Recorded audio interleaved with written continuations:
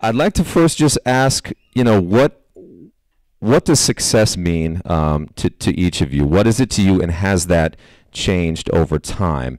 And Raphael, if we could begin with you, because you enjoyed a taste of mainstream success very early, going out on the road with Prince and Sheila E., and also Tony as a young man. So I'd love to ask you about how success in your mind has changed. Is kind of making it, has that stayed the same for you? Well, I guess I always measured success by really about what you wanted to do in the beginning. For me, I just wanted to be a sideman. I wanted to play for a band that was touring or a band that was playing in some huge coliseum in front of people.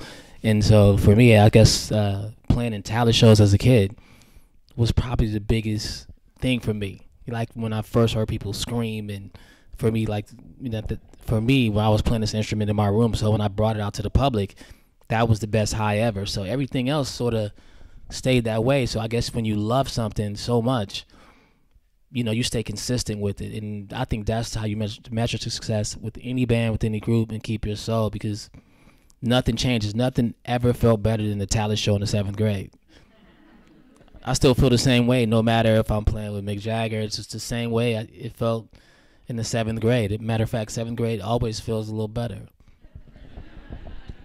Will someone scream, please? All right. Feels good, right? Feels great. So, Dave, I read a quote where you're talking about making a record with David Byrne for Maximum Balloon. And the quote is, it was done pretty quickly, and I was like, Jesus, how did that happen? Which is probably the most repeated question asked in my life. So, success for you, how did that happen? Well, I don't know that it's happened yet, but I think I would say that what Raphael said, I would just add keeping the landlord off your back. I think if you're able to do what you love and still have electricity, I think that's kind of like, I've made a lot of bizarre twists and turns along the way, and I think that I've made it really difficult for it to be a monetary success. But when I look at the people that I get to work with, I mean, most of my life is spent being in awe of whoever I'm in a studio with. I think that with Tunde, when he and I recorded the Young Liars EP, I think within the first 8 minutes of us finishing the song Staring at the Sun, I was like, okay, my work here is done, and I've perpetually felt like at any moment I'll return back to Domino's or Kinko's or one of the crazy jobs carrying breadsticks that I've had.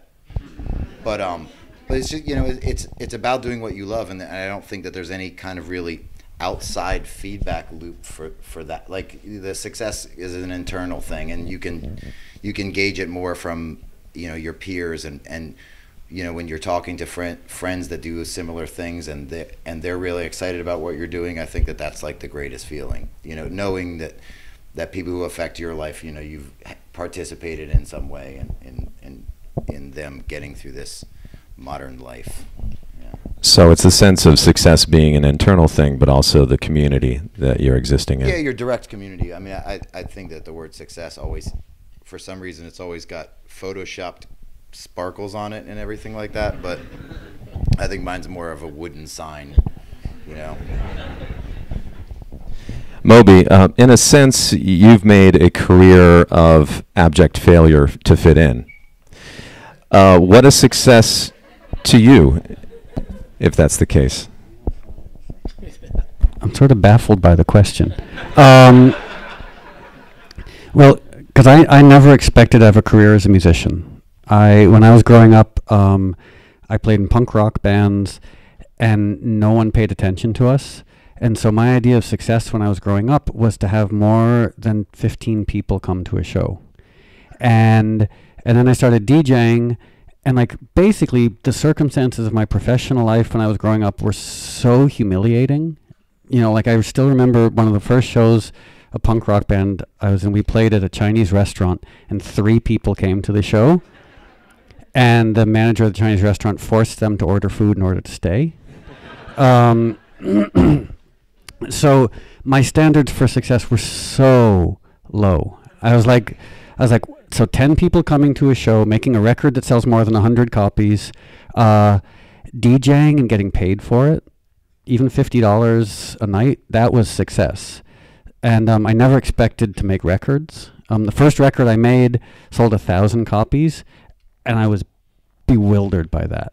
And so any sort of like more, any more conventional success I've had has been accidental and bewildering as well. And at this point, I agree that success is when you've made something that you love, and that someone else comes to you and expresses that they've had an emotional reaction to something that you've made. And that is, there's no greater feeling, honestly, than having someone come to you and say, oh, that thing that you made, that piece of music that you made helped me to get through a death of a loved one, or like nothing is better than that. Not that people necessarily need to have dead loved ones in order to listen to music, but it helps.